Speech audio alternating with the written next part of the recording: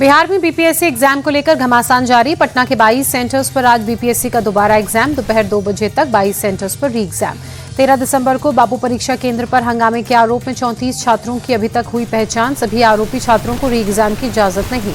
BPSC अभ्यर्थियों के समर्थन में आंदोलन कर रहे सांसद पप्पू यादव ने री एग्जाम को मानने से इनकार कर सुप्रीम कोर्ट तक जाने की बात कही।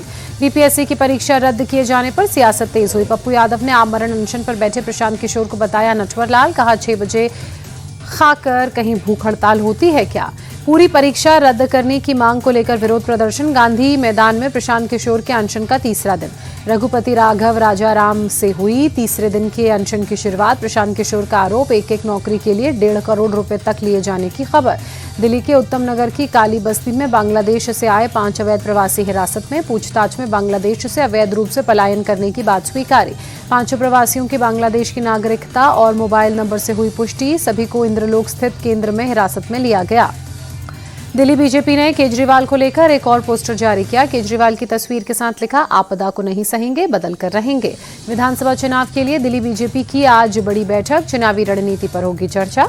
दिल्ली बीजेपी अध्यक्ष वीरेंद्र सचदेवा का बयान। कहा, प्रदेश की 70 सीटों पर जीत हासिल करना हमारी प्राथमिकता। हैदराबाद में बीजेपी विधायक टी राजा का विवादित बयान। केरल के सबरीमला मंदिर जाने वाले भक्त वावर मस्जिद या हजरत वावर स्वामी दरगाह पर न जाएं। सबरीमला मंदिर में पूजा से पहले वावर मस्जिद जाने की दशकों पुरानी परंपरा। टी राजा ने कहा, मस्जिद जाने से दीक्षा माला पहनने वाले स्वामी अपवित्र हो जाते हैं। आरएसएस के सरसंघ चालक मोहन भागवत ने कहा, शाखाओं में झगड़ा करने के लिए नहीं सिखाते हैं लाठी चलाना, इससे वीरता आती है, डर नहीं लगता है। इंदौर में एक कार्यक्रम के दौरान मोहन भागवत ने कहा, संघ कोई काम प्रदर्शन के लिए नहीं करता है, संघ काम करता है इसलिए उसका प्रदर्शन होता है। भोपाल की यूनियन कार्बाइड फैक्ट्री का जहरीला कचरा इंदौर के पास पीथमपुर लाए जाने का विरोध तेज हुआ। आत्मदाह की कोशिश में 2 लोग जले। पीथमपुर में 337 टन जहरीला कचरा लाए जाने के खिलाफ प्रदर्शन में भीड़ का हंगामा। प्रदर्शनकारियों ने पुलिस पर पथराव किया। धार के कलेक्टर पीथमपुर में बहुत जल्द स्थिति सामान्य होगी। कहा, हम कानून व्यवस्था बिल्कुल भी भंग होने नहीं देंगे। पीथमपुर मामले पर बोले कांग्रेस नेता जीतू पटवारी। कहा, जहरीले कचरे को दिन रात एक करके उठाना षड्यंत्र। हमने सीएम से अनुरोध किया था, उन्होंने गंभीरता से नहीं लिया। जीतू पटवारी पर भड़के मध्य प्रदेश सरकार के मंत्री विश्वास सारंग। कहा, कांग्रेस नेता कोर्ट के फैसले की अवमानना कर रहे हैं। मुख्यमंत्री मोहन यादव का विपक्ष पर अटैक। कहा, वोट की राजनीति के लिए झूठी बातें फैलाई जा रही हैं। जिनके शासनकाल में त्रासदी हुई वही झूठ फैला रहे हैं। चीन के ब्रह्मपुत्र नदी पर बांध बनाने पर भारत ने चिंता जताई। विदेश मंत्रालय ने कहा, हम अपने हितों की रक्षा के लिए निगरानी जारी रखेंगे। मणिपुर में फिर भड़की हिंसा। कांगपोपकी में सपा एसपी ऑफिस पर भीड़ ने हमला किया। गांव में बीएसएफ और सीआरपीएफ की तैनाती पर नाराजगी। कांग्रेस नेता प्रताप सिंह बाजवा का पंजाब के सीएम भगवंत मान पर अटैक। कहा, उन्हें किसानों की कोई चिंता नहीं। आप सरकार किसानों के साथ, केंद्र के साथ है, किसानों के साथ नहीं है। प्रताप सिंह बाजवा ने कहा, भगवंत मान पंजाब के सीएम के तौर पर पूरी तरह फेल साबित हुए। उन्होंने किसान नेता जगजीत सिंह डल्लेवाल की जिंदगी को बचाने के लिए कुछ नहीं किया। कांग्रेस नेता भूपेंद्र सिंह हुड्डा ने कहा, जगजीत डल्लेवाल के स्वास्थ्य पर सुप्रीम कोर्ट तक चिंता जता रहा है, लेकिन केंद्र और पंजाब सरकार का रवैया अड़ियल है, दोनों किसानों के खिलाफ हैं। ममता बनर्जी के बीएसएफ वाले बयान पर भड़के गिरिराज सिंह ने कहा, दीदी बंगाल को बांग्लादेश बनाना चाहती हैं, इसलिए बीएसएफ को गाली दे रही हैं। गिरिराज सिंह का दावा, बंगाल में बांग्लादेशी मुसलमानों की संख्या बंगाली मुसलमानों से ज्यादा। अगर सीएम ममता में हिम्मत है तो वो राज्य में सीएए एनआरसी कानून लागू करें। थिएटर भगदड़ मामले में अभिनेता अल्लू अर्जुन को बड़ी राहत। हैदराबाद की नामपल्ली कोर्ट ने नियमित जमानत दी। दिल्ली में रात से ही कोहरे के साथ शीतलहर। पालम में 7.5 डिग्री रिकॉर्ड तापमान। दिल्ली में इस मौसम का अब तक का सबसे घना कोहरा। रफी मार्ग पर विजिबिलिटी काफी कम। दिल्ली के बारापुला फ्लाईओवर पर भी जबरदस्त कोहरा। विजिबिलिटी 50 मीटर से भी कम। घने कोहरे के कारण दिल्ली से चलने वाली और दिल्ली आने वाली 49 ट्रेनें लेट। 10 ट्रेनों का समय शेड्यूल किया गया। रात 11 बजे दिल्ली पहुंचने वाली वाराणसी वंदे भारत घंटों लेट। वंदे भारत का समय रीशेड्यूल। दिल्ली में भीषण कोहरे के चलते सैकड़ों फ्लाइट्स लेट। एयर इंडिया इंडिगो ने जारी की एडवाइजरी। दिल्ली के निर्माण विहार इलाके में घना कोहरा। ट्रैफिक की रफ्तार धीमी। दिल्ली के इंडिया गेट और जनपथ इलाके में घना कोहरा। विजिबिलिटी कम होने से रफ्तार ट्रैफिक की धीमी। दिल्ली में शीतलहर और घने कोहरे के बीच बरकरार जवानों का जोश। कर्तव्य पथ पर गणतंत्र दिवस के लिए परेड की रिहर्सल जारी। दिल्ली से सटे नोएडा में भी घने कोहरे की मोटी चादर। नोएडा के कई सेक्टर में विजिबिलिटी घटकर 50 मीटर। दिल्ली से सटे गाजियाबाद के वैशाली इलाके में घना कोहरा, कोहरे के साथ शीतलहर का डबल अटैक। यूपी के मुरादाबाद में शीतलहर और कोहरे की मार, ठंड से बचने के लिए लोगों ने लिया अलाव का सहारा। उत्तर प्रदेश के हापुड़ में जबरदस्त शीतलहर, शहर में कोहरे के कारण विजिबिलिटी लो। हरिद्वार में भी छाया कोहरा, कोहरे के कारण शहर में विजिबिलिटी लो।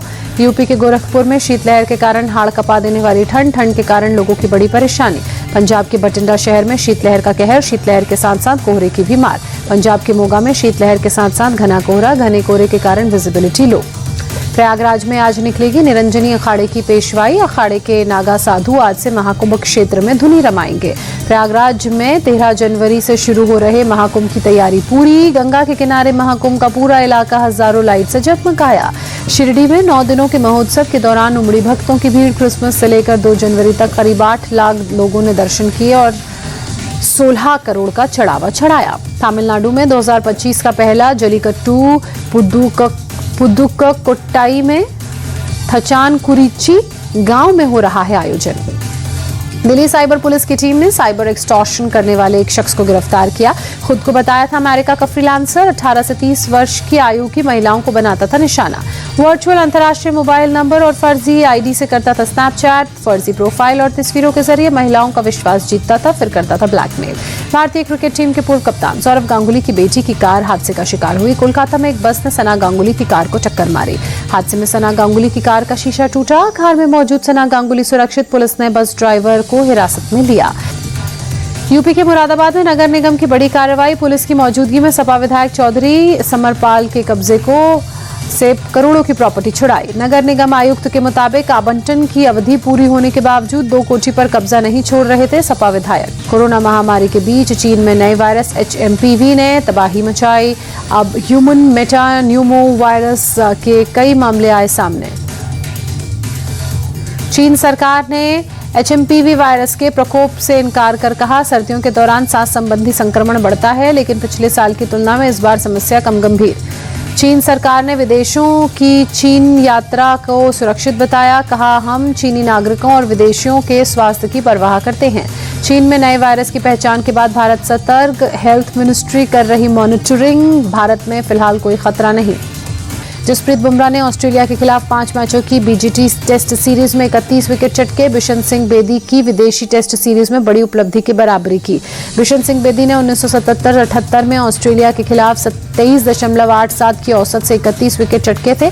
बुमराह ने 12.64 की शानदार औसत के साथ 31 विकेट अब तक चटके। भारतीय क्रिकेट टीम के पूर्व कोच रवि शास्त्री की भविष्यवाणी। रोहित शर्मा सिडनी मैच के बाद अपने टेस्ट करियर को अलविदा कह सकते हैं। रोहित शर्मा के नाम दर्ज हुआ अनचाहा रिकॉर्ड। सीरीज में बीच में ड्रॉप होने वाले पहले भारतीय कप्तान बने। सीरीज के बीच में रोहित शर्मा को ड्रॉप करने पर नवजोत सिंह सिद्धू भड़के। भारतीय टीम प्रबंधन को जमकर फटकार लगाई। पैट कमिंस 500 अंतर्राष्ट्रीय विकेट क्लब में शामिल। रिकॉर्ड तोड़ने वाली उपलब्धि हासिल करने वाले 7वें ऑस्ट्रेलियाई बने। करुण नायर ने लिस्ट ए में बिना आउट हुए सबसे ज्यादा 542 रन बनाने का विश्व रिकॉर्ड बनाया। न्यूजीलैंड के जेम्स फ्रैंकलिन को पीछे छोड़ा। प्रधानमंत्री नरेंद्र मोदी ने शतरंज खिलाड़ी हम्पी से मुलाकात के बाद उन्हें खेल जगत की महान हस्ती बताते हुए कहा, रैपिड शतरंज विजेता बनने पर बधाई। पीएम मोदी ने मुलाकात की तस्वीर शेयर करते हुए लिखा, कोनेरू हम्पी और उनके परिवार से मिलकर बहुत खुशी हुई। वो एक खेल आइकॉन हैं और खिलाड़ियों के लिए प्रेरणा का स्रोत भी।